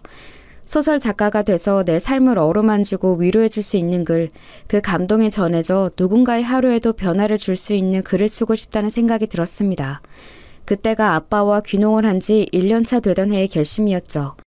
저는 본격적으로 글을 쓰기 시작해 여러 공모에 도전하는 등 부단한 노력을 하기 시작했어요. 이룰 수 없을 정도의 헛된 꿈은 아니었던지 몇 년 후엔 공모도 당선되고 출판사로부터 연락을 받는 등 재능을 인정받을 수 있는 기회가 생겼습니다. 미래가 보장된 뚜렷한 기회가 생긴 뒤에야 저는 아빠의 곁을 떠나 다시 서울로 거처로 옮기게 됐어요. 그때 처음 작가를 하고 싶다고 아빠한테 말씀드렸던 것 같아요. 그렇지만 아빠도 어느 정도 예상을 하고 계셨더라고요. 제가 틈틈이 책을 읽고 글을 쓰는 모습을 멀리서 지켜보며 작가의 길도 나쁘지 않겠다는 생각이 드셨대요. 사실 원래 아빠라면 어림도 없다고 하셨을 텐데 말이에요. 일에 대한 면에서 좀 고지식한 면이 있거든요. 그런데 지금의 아빠는 제가 성장했던 것처럼 신념과 가치관이 바뀌게 된 듯 했습니다. 진정으로 제가 원하는 일이라면 그 무엇이든 상관없다는 말에 저도 더욱더 제 꿈에 확신을 갖고 나아갈 수 있었어요. 그 뒤로 저는 지금까지 글 쓰는 일을 하면서 하고 싶은 이야기를 마음껏 쓰고 말하고 전하고 있습니다. 글을 쓰면서 가장 좋은 건 제 마음을 더 들여다볼 수 있게 됐다는 거예요. 엄마에 대한 그리움을 단순히 담아두기만 하는 게 아니라 글로 표출함으로써 조금씩 마음의 여백을 채워나갈 수 있게 됐거든요. 제가 이렇게 변화한 모습을 보며 아빠도 참 많이 좋아하셨죠. 어느새 제가 20대 후반이 됐을 즈음 오랜만에 시골집으로 내려가 아빠와 식사를 하던 때였어요. 오랜만에 아빠가 좋아하는 감자국을 만들고 있는데 저에게 이렇게 말씀하시더군요. 소영아, 너도 이제 30이 가까워졌고 일도 그만큼 안정됐으면 이제 평생 함께할 사람을 찾아보는 건 어떠니? 마음 맞는 사람을 찾는다고 곧바로 찾아지는 것도 아니다만 지금의 넌 그쪽으로는 마음을 아예 열지 않는 것 같아서 너무 닫아놓거나 막아두지 말라는 이야기야. 누군가 너에게 다가갈 수 있도록 요즘 같은 세상에 결혼이 꼭 필요하겠냐마는 네 곁에서 함께 달려주고 땀을 닦아주고 응원해줄 수 있는 사람은 꼭 필요해. 아빠도 네 엄마가 있어서 가능했던 일들이 많거든. 소영이 너도 그런 반려자를 만났으면 좋겠다. 아빠가 처음으로 꺼낸 이야기에 당황했지만 이내 알겠다고 답했습니다. 아빠가 어떤 마음으로 그런 이야기를 하셨을지는 대충 알고 있었어요. 제가 다른 또래들처럼 사랑도 해보고 연애도 해보면서 보통의 삶을 살길 바라셨던 거겠죠. 아빠는 엄마를 만난 게 세상에서 가장 잘한 일이라고 했으니 삶 속에서 사랑이란 가치가 중요하다는 걸 저도 알았으면 좋겠다는 뜻으로요. 그 당부를 들으니 저도 누군가를 만나야겠다는 생각이 그제야 슬며시 들더군요. 그때 곧바로 떠오른 한 사람이 있었어요. 대학 초반에 저에게 고백했던 과 선배가 있었거든요. 사실 과 내에선 인성도 성격도 다 좋다고 소문이 자자했던 사람이었고 실제로 만났을 때도 정말 좋은 사람이란 걸 단박에 알 수 있었어요. 다정하고 배려심 깊고 세상을 아름답게 볼 줄 아는 그런 사람이었거든요. 다들 그 선배가 연애하며 정말 잘해줄 것 같다고 임모와 칭찬했는데 뜻밖에도 학기가 끝날 무렵 친한 후배 사이 정도였던 저에게 고백을 해온 겁니다. 그간 곁에서 지켜보았는데 저와 함께 있고 싶다는 생각이 들었다면서요. 그런데 당시 엄마가 투병 중일 때라 전 누군가를 만날 여유가 없었어요. 사실 저 또한 선배에 대한 마음이 있었지만 거절해야 하는 상황이니 그걸 말할 수 없었죠. 엄마가 돌아가신 후엔 학원에만 열중해서 조기 졸업을 했고 그 후엔 또 바로 아빠를 따라 시골로 내려갔으니 만날 틈이 없었습니다. 그렇게 7년이란 시간이 지나고 나서야 그 선배가 문득 생각이 나서 처음으로 먼저 연락을 해봤습니다. 사실 저도 당시 무슨 용기로 그렇게 했는지 모르겠어요. 그 선배와 알고 지낸 건 고작 1년 반 정도의 시간이었고 그 뒤로 7년이란 긴 시간이 지났는데 말이에요. 저에게 화가 난 상태거나 아예 깨끗이 잊은 상태거나 누군가 옆에 있는 갖가지 문제들이 있을 수 있는데도 그런 걸 하나도 고려하지 않은 채 연락을 해버린 겁니다. 그런데 내심 거절당할 줄 알고 있었던 저의 안부에 선배는 응해주었고 우리는 그렇게 아주 오랜만에 만나게 됐어요. 오랜만인데도 선배는 어색해하지 않고 웃으며 저를 반겨주었습니다. 선배는 취직해서 일반 회사에 다니고 있었고 제가 사는 지역 근처에서 살고 있다고 했어요. 그렇게 이런저런 안부를 주고받다가 선배가 단도직입적으로 저에게 물었습니다. 연락을 해온 이유가 뭐냐고요. 사실 애들러 말할까 하다가 그냥 솔직히 말했습니다. 저에게 어려운 상황이 있었고 이제 여유가 생기고 나서 가장 먼저 생각난 사람이 선배였다고요. 그러자 돌고 돌아왔지만 이제라도 연락줘서 고맙다며 고작 1년 조금 넘게 안 사람인데도 그간 많이 생각났다고 하더군요. 참 신기했어요. 나만을 기다린 게 아니라 하더라도 그 긴 시간 동안 저를 잊지 않았고 마침 선배에게 애인이 없었고 우리 둘이 이렇게 만나게 된 게 전부 다 신기할 따름이더라고요. 그래서 하늘에 있는 엄마가 저에게 좋은 사람을 보내준 거라고 생각하기로 했습니다. 아빠의 걱정을 덜어주고 제 마음을 채워줄 수 있는 사람을요. 그렇게 우리는 기적처럼 다시 만나 연애를 시작하였고 이내 결혼까지 골인하게 됐습니다. 이제는 남편이 된 그 사람과 종종 그날을 다시 떠올려요.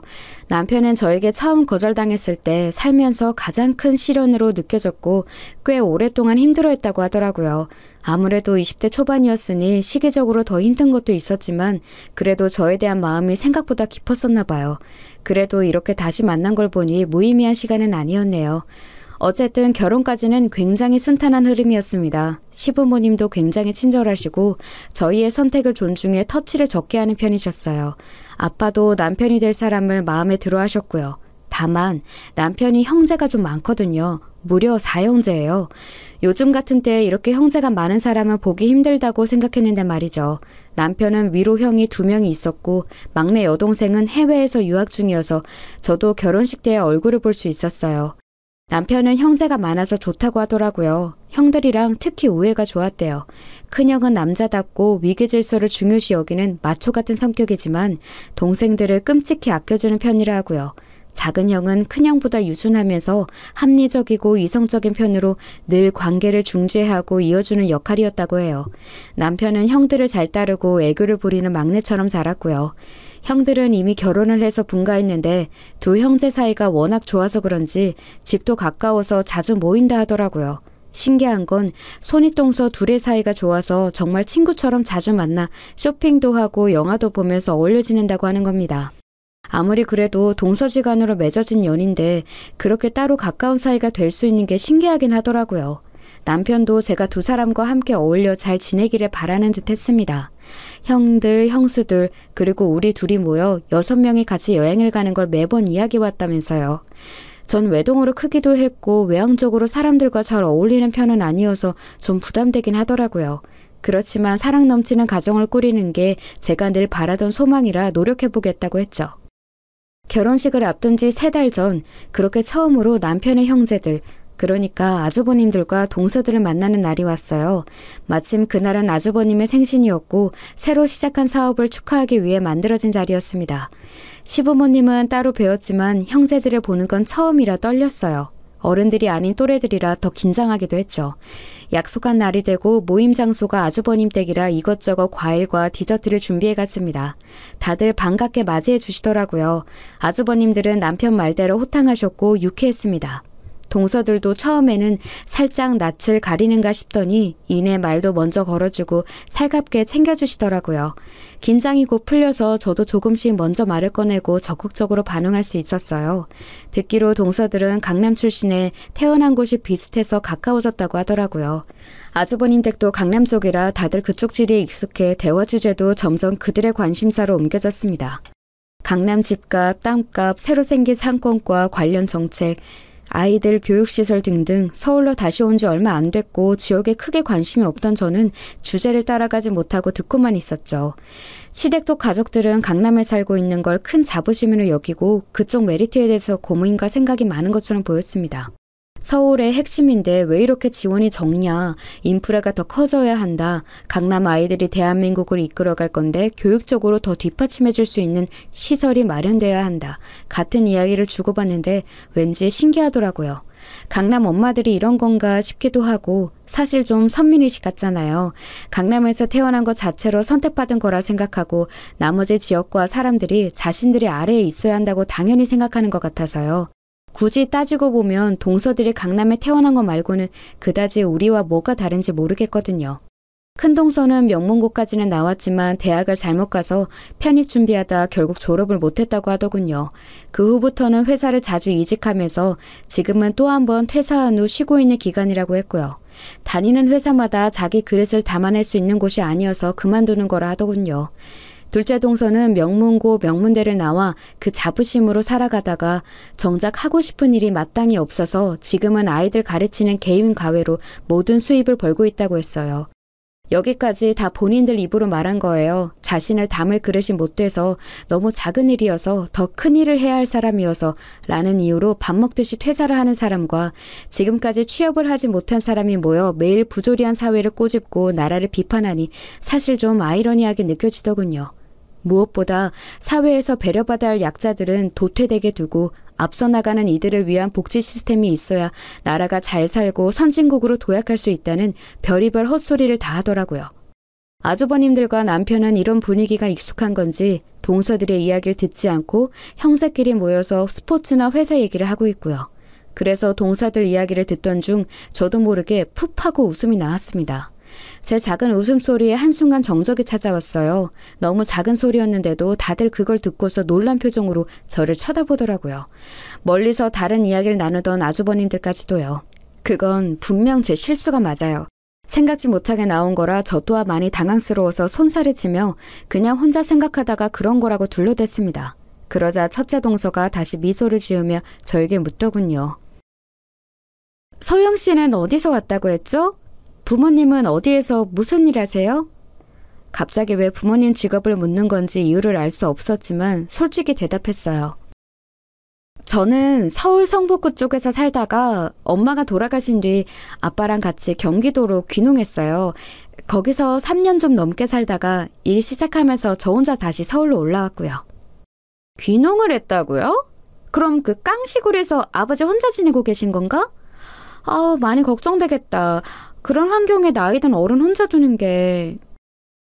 왠지 묘하게 웃음기 섞여 깔보는 듯한 말투에 깡시골이란 단어를 쓴 게 어이가 없더라고요. 분위기를 망치고 싶진 않아서 최대한 공손 대답했습니다. 대신 걱정해 주신 거 맞죠? 감사해요. 그렇지만 뭐 애를 혼자 둔 것도 아니고 어른인데 염려될 건 없죠. 그리고 여기나 거기나 다 사람이 사는 곳이고 사람 사는 거 다 비슷한데 못 살 게 뭐 있나요? 제 말에 동서들은 우물쭈물하더니 이내 다른 이야기로 화제를 돌려버렸습니다. 전 당시 잘 넘겼다고 생각했거든요. 비록 작은 실수를 했지만 그쪽에서도 무례하게 나왔으니 서로 잘 참고 좋게 넘어간 거라고요. 남편도 그 사이에 달라진 분위기는 못 느꼈다고 했고요. 그런데 그건 순전히 저만의 착각이었습니다. 그날부터 동서들의 괴롭힘이 시작되었거든요. 그 뒤로 모임이 있으면 동서들은 제가 어색해할 수 있으니 저를 빼고 남편만 오라 하거나 시댁 모임에서 저를 소외시키는 등 교묘하게 어려운 분위기를 조성해 갔어요. 왜 그런 거 있잖아요. 대놓고 물어보기엔 애매한데 기분은 계속 나빠지는 그런 따돌림 분위기. 그걸 저만 느끼는 건지 남편과 시부모님은 아예 모르는 눈치더라고요. 남편에게 대놓고 형님들이 자꾸 내 말을 못 들은 체하고 무시한다. 자꾸 나를 없는 사람 취급한다 라고 말하면 기분 탓이라며 두 사람이 워낙 절친해서 제가 오히려 소외감 드는 거라고 말하더군요. 남편이 다정하긴 하지만 원체 세심한 편은 아닌지라 모르는 것 같다고 생각했어요. 기분 탓이라고 하기에 그냥 넘길 수 없는 일이 자꾸만 겹쳐지고 있었거든요. 결혼식 당일 정말 정신없이 준비하고 사람들을 맞이하면서 하루가 어떻게 흘러가는지 모르겠더라고요. 그런 와중에 가족들과 인사를 하는데 저 멀리서 환히 웃으며 다가오는 동서들이 각각 하얀색 재킷과 하얀색 원피스를 입고 있더라고요. 당황해서 어버버하는데 저에게 다가와 너무 예쁘다는 둥, 드레스가 너무 잘 어울린다는 둥 갖가지 칭찬을 해주는 겁니다. 이렇게 좋은 말을 해주는데 옷은 그냥 신경을 못 쓴 거겠지 하고 넘기려고 했습니다. 그런데 웨딩 사진 촬영 때도 재킷을 안 벗고 굳이 바로 제 옆에 찰싹 붙어서 사진을 찍으려고 하더군요. 뭐 그것까지도 그려려니 했어요. 당시엔 차마 고의적인 거라고는 생각 못했거든요. 설마 그렇게 치졸하게 나올까 싶었는데 설마가 진짜더라고요. 혼주석에 인사를 드릴 때 엄마 생각이 나서 제가 눈물을 흘렸거든요. 그런데 시기 끝나고 둘째 동서가 필요한데 굳이 저한테 와서 한 소리를 하더군요. 동서, 이렇게 좋은 날에 이런 소리 안 하고 싶었는데 시골일 때 그렇게 울면 안 되지. 상대편 집안 욕먹이는 거야 그거. 굳이 사연 있는 여자처럼 보이고 싶어? 나 같으면 어떻게든 꾹 참았겠다. 아무리 혼주석이 하나 비었다고 해도 정말로 청승맞아 보여서 나까지 민망했다니까. 생각해보면 둘째 동서가 특히나 저에게 날이 서 있었어요. 항상 큰 동서를 먼저 이끌어 분위기를 조성하는 건 둘째 동서였고 제게 노골적으로 씨가 있는 말을 하는 것도 늘 둘째 동서였죠. 게다가 사람들이 있는 데서는 몸을 사리고 꼭 뒤에서 이렇게 교묘하게 말하는 게 주특기인 걸 보면 뭔가 제 뒤에서 작당 모의를 해왔던 거겠죠. 어쩌면 제가 가장 조심해야 하는 건 둘째 동서라는 생각이 들었습니다. 혼조성 얘기까지 나오니 화가 나서 형님에게 한 소리 하려고 했습니다. 그러자 그 옆에서 이야기를 엿듣던 아빠가 참으라며 제 손을 꼭 잡아주셨어요. 그래서 저도 주변의 눈치를 보고선 간신히 화를 참았죠. 그렇게 손님들을 다 보내고 난 후 저는 아빠와 잠시 앉아 숨을 돌리는 시간을 가졌습니다. 그때 아빠가 아까 형님과 있던 일에 대해서 이야기를 꺼내셨어요. 따로 사이가 안 좋은 거냐고요. 그런 건 아니라고 했지만 좀 마음에 걸리긴 한다고 대답했죠. 그러자 아빠가 둘째 동서를 알고 있다는 겁니다. 전 깜짝 놀라 어떻게 본 사이냐고 물었어요. 알고 보니 아빠 회사에 있던 직원의 딸이라는 겁니다. 아빠를 끔찍이도 따르던 직원 중 한 명이었는데 재직 당시 큰 실수를 해서 회사 자금적으로 손실이 컸을 때도 아빠가 그 금액을 메꿔줘서 그 이후부터 엄청 감사해하면서 따랐다고 하더라고요. 아빠 덕분에 회사를 그만두지 않고 정년퇴직까지 할 수 있었으니 아마 그 집 내에서도 아빠의 존재를 잘 알고 있겠죠. 지금까지도 아빠한테 종종 연락을 해오며 명절 때는 선물도 꼬박꼬박 보내고 계신다고 하더라고요. 돈이 얽힌 채무 문제가 있었음에도 직장 상사와 직원으로 아직도 좋은 연을 유지해오고 있으니 참 대단한 연이라 생각이 들었죠. 아빠도 엄마처럼 늘 주변의 이들에게 손을 내밀어주는 사려 깊은 삶을 살아오신 분이라 이렇게 또 연이 생기게 되더라고요. 그 직원분과의 관계가 이어져 오면서 아빠는 직원의 딸인 둘째 동서 결혼식까지 가게 된 거였고 아빠 혼자만 딸의 얼굴을 알고 있던 겁니다. 그러다 여기서 이렇게 만나게 돼서 많이 놀랍다고 하셨어요. 생각지 못한 이야기에 저도 크게 놀랐습니다. 아빠는 만약 계속 괴롭힌다면 아빠 이름을 대라면서 그럼 바로 알 거라고 말했어요.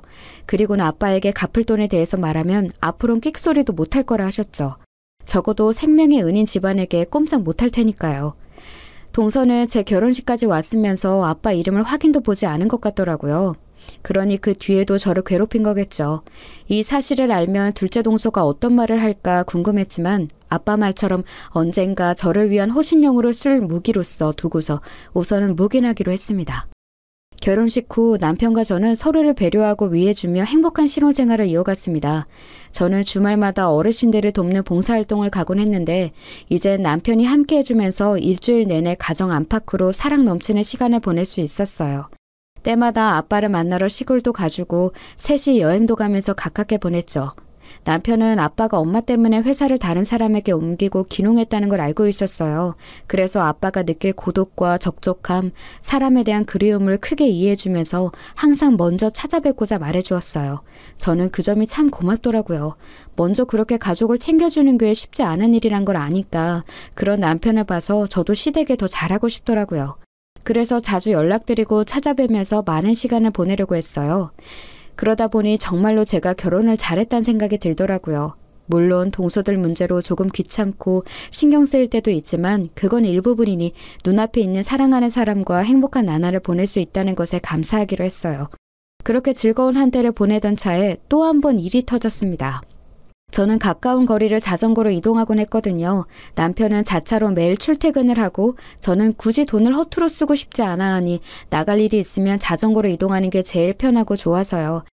제가 사는 쪽에는 대중교통을 이용하는 것도 좀 힘든 곳이었고요.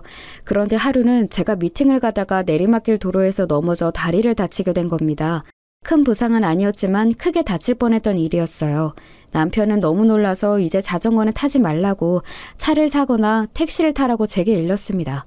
저도 한번 다치고 나니까 자전거를 타는 게 겁나지더라고요. 택시를 타는 건 번거로우니 그냥 이참에 차를 사는 게 낫겠다 싶었어요. 다쳐서 차를 사는 건데 경차를 사는 건 뭔가 불안하더라고요. 이왕 사는 거 중고라도 크고 튼튼한 차를 사기로 했습니다. 여태껏 돈 한 번 허투루 쓴 적 없고 꼭 필요한 일에만 아끼지 말고 쓸 땐 쓰자는 주의로 살아왔거든요. 제가 번 것 외에도 아빠가 결혼할 때 보태준 돈도 있으니 좀 큰 돈을 주고서 제 나름대로 튼튼하고 좋은 차를 샀어요. 제가 사용하기에는 사이즈는 좀 컸지만 마음에 쏙 들긴 하더라고요. 그때부터 운전 실력을 늘리려고 가까운 거리도 차로 이동하고 드라이브도 갔어요. 아주 적극적으로 차의 편리함을 만끽하고 있었죠. 그러던 중 시어머니가 지방에 오래 머물 일이 있으셔서 곧 내려가셔야 하는데 그 전에 며느리들에게 맛있는 걸 사주고 싶으시다고 여자들만 모이는 자리를 만들어주셨습니다. 그런데 당시 하필 태풍이 오던 터라 약속을 취소하시려다 다음번에 다시 나를 잡기는 힘들 것 같아서 차를 타고라도 이동하는 게 좋겠다고 의견이 모였어요. 동서들은 기름값이 아깝다며 한 차로 이동하자고 하기에 최근에 제가 차를 샀으니 제 차로 이동하자고 말씀드렸죠. 그렇게 약속날 시어머님과 동서 두 분을 모시고 음식점으로 향했습니다. 그런데 작은 동서가 자꾸만 큰 동서에게 귓속말을 하는 겁니다. 뒷좌석에 앉아서 둘이 수군대는데 왜 이리 신경 쓰이던지 어머님은 제게 운전을 잘한다며 큰 차를 산 게 잘했다고 해주셨어요. 그러자 둘째 동서가 큰 동서를 보며 웃더라고요. 참다 못한 제가 먼저 물어보았어요. 무슨 일 있냐고. 그러자 둘째 동서가 큰 동서에게 눈치를 주더라고요. 그러자 큰 동서가 곤란한 척하며 말하길 아이 동서가 글 쓰는 일 한다고 들었는데 그거로 많이 벌어봤자 얼마나 벌겠어요. 아이 그런데 이렇게 턱하고 큰 차를 샀으니 뭐 우리는 로또라도 당첨됐나 싶은 거죠. 서방님도 부서로 옮겨서 요즘 벌이가 그렇게 넉넉한 편이 아니라던데 동서가 너무 욕심내서 무리한 게 아닌가 싶네요. 여태 모아둔 걸로 했거나 친정에서 도와주셨나 보지. 친정에서 도와주실 수가 있나요? 그럴 수가 있나 싶은데? 또 그 비오는 그 말투, 이번에도 분명 둘째 동서가 시작한 일일 겁니다. 거북해서 뭐라 답하지 않고 있는데 시어머님이 대신 나서주셨어요. 이해를 하든 못하든 남이 관여할 일은 아니라고 보는데 남의 집 벌이랑 살림살에 끼어드는 거 아니다. 너희가 매일 모여서 그런 이야기만 하는 거 아는데 상황과 때를 지켜서 말해야 하는 거다. 시어머님이 나서서 제 편을 들어주시자 동서들은 입을 꾹 다물었습니다. 앞에서 운전하는데도 뒤에서 저를 째려보는 시선이 느껴지더군요. 오히려 저에 대한 미움이 더 커진 것 같았지만 기분은 좋았으니 상관없었어요. 그렇게 식사 자리에서 밥을 먹고 넓은 카페로 자리를 옮겼습니다. 어머님은 먼저 올라가 계셨고 제가 커피를 주문한 후 가져가라고 기다리고 있었어요. 그때 작은 동서가 저에게 다가오더니 또다시 시비를 거는 겁니다. 어머님이 편을 들어주니 얼굴이 폈다는 등 시집살이 안 해서 좋겠다는 등 이제 나이 대놓고 꼽을 주더라고요. 그래서 저도 지지 않고 물었습니다. 제 뭐가 마음에 안 들어서 자꾸 이렇게 괴롭히시는 거냐고요. 그 대답이 정말 가관이더군요. 우리도 처음엔 잘해주려고 했어. 알지? 관계를 망친 건 너라고. 어디 코딱지만한 시골 바닥에서 온 주제에 자꾸 손윗 사람을 깔보고 우습게 봤잖아. 첫째 언니는 단순한 거 순둥이라서 너 같은 여우의 속셈을 몰라. 내가 말해주면 아 정말 그런가 하고 그제야 반응할 뿐이지. 그게 답답해서 앞으로 내가 대신 좀 교육해주려고 해. 그러니 잠자코 듣기나 하라고. 말대꾸하지 말고. 드라마에서나 보던 양아치 모습 그대로였어요. 황당해서 가만히 쳐다보는데 휙 하고 웃으며 화장실에서 나오던 큰 동서를 데리고 어머님께로 향하더라고요. 세상 살면서 참 별의별 일이 다 있구나 싶었습니다. 그래도 참자 부족한 사람에게 손 한 번 더 내밀어준다고 생각하자는 마음으로 화를 다스렸어요. 그리고 커피를 가지고 테이블을 향했죠. 동서들은 아무 일도 없었다는 듯 하하호호 웃으며 어머님과 수다를 떨고 있더라고요. 저는 적당히 반응만 해주던 중 둘째 동서가 저희 아빠에 대한 이야기를 하기 시작했습니다. 저희 아빠가 정말로 은인처럼 모시는 분이 있거든요. 아빠가 다니던 회사 대표님이셨는데 제 가족이 어려울 때 손 내밀어 주신 분이에요. 그분 아니었으면 빚 때문에 아빠랑 엄마, 저랑 동생 전부 다 흩어져 살 수도 있었고 저도 명문대는커녕 대학도 꿈꾸기 어려웠을 거예요. 전 얼굴도 모르지만 늘 감사한 마음으로 지내고 있어요. 덕분에 이렇게 잘 커서 좋은 집으로 시집도 올 수 있었으니까요. 어머님과 큰동서는 둘째 동서의 말에 감명 깊어하며 반응해 주었지만 전 가만히 있었어요. 전 속으로 그게 우리 아빠야 이 자식아 라고 소리쳤지만 입 밖으로는 말하지 않았죠. 말만 들으면 감사히 할 줄 아는 건실한 청년 같은데 사실 속이 베베 꼬인 사람과 싸우는 건 저만 손해니까요. 그렇게 이야기를 나누고 우린 밖으로 나갔습니다. 어머님이 화장실을 다녀오시는 동안 저희는 카페 1층 밖에서 쏟아지는 비를 보고 있었죠. 안 그래도 쏟아지는 비에 아빠가 걱정돼서 아침 일찍 통화를 나눴었거든요. 아빠는 집이 고지대에 있어서 다행히 별다른 피해는 없을 것 같다며 저나 다치지 않게 조심하라고 말씀하셨죠. 그래도 혼자 계신 아빠가 걱정되는 건 어쩔 수 없더라고요. 내일 비가 그치면 바로 찾아뵈어야겠다고 생각하며 비를 보고 있었어요. 그런 저의 이성을 둘째 동서가 말 한마디로 단박에 끊어버렸습니다. 비가 엄청 오네? 이러다 동서 친정집 떠내려가는 거 아니야? 그럼 혼자 남은 아버지가 섭섭해하시겠다. 여기서 우리랑 이렇게 커피나 마실 때가 아니라 시골로 내려가 봐야 할 것 같은데. 뭐 이미 떠내려간 후였을 수도 있고. 그 말을 하며 키득키득 웃는데 저는 순간 화를 참지 못하고 둘째 동서의 뺨을 때렸습니다. 엄마는 제게 그러셨죠. 남을 이해하고 그대로 받아들이고 서로 도우며 살아가라고요. 혼자 사는 세상이 아니니 더불어 살을 부딪히며 살아가야 한다고요. 하지만 그 말은 상황에 따라 다르다는 걸 제 인생에 어느 때나 통용되는 좌우명이 될 수 없다는 걸 깨달았어요. 이렇게 우리 가족의 얼굴에 침을 뱉고 비아냥대는 인간에게는 손을 내밀어 주는 게 아니라 그 손으로 시원하게 일격을 가하는 게 정답이라는 걸요. 제게 뺨을 맞은 둘째 동서는 그대로 날아가 빗속에 주저앉았습니다. 큰 동서가 놀라서 따라가 일으켜 주었죠. 둘째 동서는 있는 대로 열이 받은 듯 일어나 제게 덤벼들었습니다. 동서가 몰랐던 것 같은데 저는 시골에서 몇 년 동안 지내며 하루도 빠지지 않고 운동과 밭일을 하면서 체력이 굉장히 좋은 편이었거든요. 글을 쓴다고 해서 힘이 없을 거란 건 편견일 뿐이었죠. 저에게 달려드는 동서의 멱살을 잡고서 저는 다시 뒤로 밀쳐버렸어요. 그리고 당황하는 그 얼굴에 참아왔던 말을 쏟아부었죠. 그동안 인간적으로 대해주려고 했는데 도저히 안 되겠네. 정길준, 이 이름 알죠? 형님이 아까 본인 입으로 술술 말했잖아요. 가족의 은인이라고. 그 은인인 정길준이 바로 우리 친정 아빠라는 거 아직도 몰랐어요? 그간 툭하면 강남, 명문고, 명문대 귀에 딱지가 않게 말하더니 정작 인간답게 사는 걸 모르니 배운 게 다 어디로 갔나 싶네. 그쪽에 멸시하고 모욕한 시골에 사는 우리 아빠한테 전해줄게요. 그쪽 아버지가 말아먹은 재산 도로 다시 받으라고. 그럼 형님이 그 집안에서 어떤 취급을 당할지 눈에 훤하겠다. 그쵸? 뺨 맞은 거 고소해요. 나도 똑같이 사기죄로 그쪽 아버지 고소할 테니까. 그러자 둘째 동서는 생각지도 못했다는 듯 아무 말도 못하다가 이내 상황 파악을 한 듯 했습니다. 그때부터 제 다리를 잡고 늘어지기 시작했죠. 동서. 미안해. 내가 잘못했어. 실수한 거야. 방금은 난 전혀 몰랐다고. 알았으면 이렇게 안 했지. 내가 실수했네. 크게 실수했어. 한 번만 봐줘. 응? 우리 아빠 지금 그 소식 들으면 뒷목 잡고 쓰러지셔. 사실 난 그냥 형님이 시킨 대로 한 거야. 막내 동서 교육 잘 들여야 한다는 말 듣고 한 거라고. 어머, 얘 좀 봐. 지금 무슨 소리 하는 거야. 내가 언제 시켰어. 네가 매번 날 살살 꼬드기면서 막내 동서랑 이간질했잖아. 난 그간 정의했으니 못 이기천 따라가 준 건데 진짜 웃기네 너. 어느새 둘이 싸우고 있기에 머리가 지끈거려서 보고만 있었습니다. 이윽고 시어머님이 오셨고 저는 어머님만 모시고 차를 타 그곳으로 빠져나왔습니다. 동서들이 싸우고 있다가 제가 차문을 잠그니까 그 빗속에 따라와서는 문을 열라고 고래고래 소리를 지르더군요. 자기들은 어떻게 집에 가냐면서요. 그래서 살짝 창문을 내리고선 형편에 맞지 않는 차 타지 말고 본인들 재량껏 알아서 오라고 했습니다. 그러자 아주 생 난리를 치는데 오히려 웃음이 나더라고요. 시어머님은 당황하며 무슨 일이 있었냐고 물으셨어요. 저는 결혼 전에 있었던 일부터 시작해 방금 전 일까지 전부 다 말씀드렸습니다. 그리고 이런 못난 모습 보여드려서 죄송하다고도 했죠.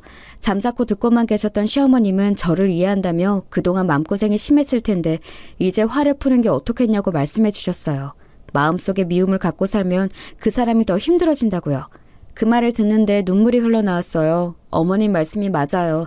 제 안에는 그간 남에 대한 미움으로 가득 차서 어쩌면 이런 다툼의 순간이 오길 바랐던 것 같아요. 제가 너무 못나진 것 같아서, 마음에 여유 없이 살아온 것 같아서 지난 시간이 반성되더라고요. 둘째 동서를 용서하든 안 하든 그건 제 자유니까 저에게 선택을 맡기겠다는 어머님의 말에 그날 밤 많이 고민했어요. 둘째 동서는 계속해서 제게 연락을 해오며 사과하는 상황이었고요. 저는 이대로 넘어갈 수는 없을 것 같아 다음 날 아빠를 찾아뵙고는 그간 있었던 일에 대해 말씀드렸습니다. 그렇지만 고소하는 것보다 차라리 아빠가 그 직원분에게 이런 일이 있었다고만 전해드려도 충분히 잘못을 꾸짖을 수 있을 것 같다고 했어요. 아빠 생각도 저와 같았고요. 아빠는 곧장 그 직원에게 전화해 둘째 동서와 제 사이에 있던 일에 대해 전하셨죠. 아빠는 제게 고생을 너무 많이 하는 것 같아 마음이 아프다고 하셨지만 저는 오히려 제가 얻은 깨달음에 대해서 말했어요. 살면서 이 정도 교훈을 얻으려면 그만큼의 대가가 있어야 한다는 것도요. 아빠는 제가 엄마와는 다른 방향으로 그렇지만 성숙한 어른이 된 것 같아 마음이 놓인다고 해주셨습니다. 서울로 돌아갔더니 집 앞에 둘째 동서가 있었습니다. 저를 보자마자 무릎 꿇으며 또다시 사과하더라고요. 동서 미안해. 아빠가 사과받고 오라고 안 그럼 날 죽이겠다고 했어. 날 용서한다는 말 한마디만 해주면 안 될까? 제발. 언젠가 그 말을 해드릴게요. 그런데 지금은 안 돼요. 살면서 저한테 갚아나가세요. 그럼 나중에라도 용서한다고 할게요. 언제가 될진 모르지만. 둘째 동서를 차가운 바닥에 혼자 두고서 집으로 돌아가는데 속이 뻥 뚫리는 기분이었습니다. 사실 완전한 해피엔딩은 아니에요. 그 뒤로 큰 동서와 작은 동서는 앙숙이 돼 서로만 보면 이를 가는 사이가 되었고 세 형제의 부부 모임은 다시는 진행될 수 없었죠. 그 원인이 저인 것만 같아 마음이 불편했지만 이제는 제가 잘못이란 생각은 안 하려고요. 오히려 악의 원흉을 없앤다고 생각하며 마음이 편해지는 것 같기도 하고요. 어찌됐든 저는 앞으로 조금 더 성숙한 어른이 될 수 있도록 많이 공부하고 배우려고요. 헛똑똑이가 되면 동서들처럼 저렇게 내가 아닌 타인에게 손가락질을 하는 순간이 올지도 모르니까요. 많이 배우면서도 엄마 말씀처럼 제가 필요한 누군가에게 손을 내밀어 줄 수 있는 그런 사람이 되도록 노력해 보겠습니다. 그럼 제 이야기를 들어주셔서 감사해요. 여러분의 오늘 하루가 해피엔딩이길 바랍니다.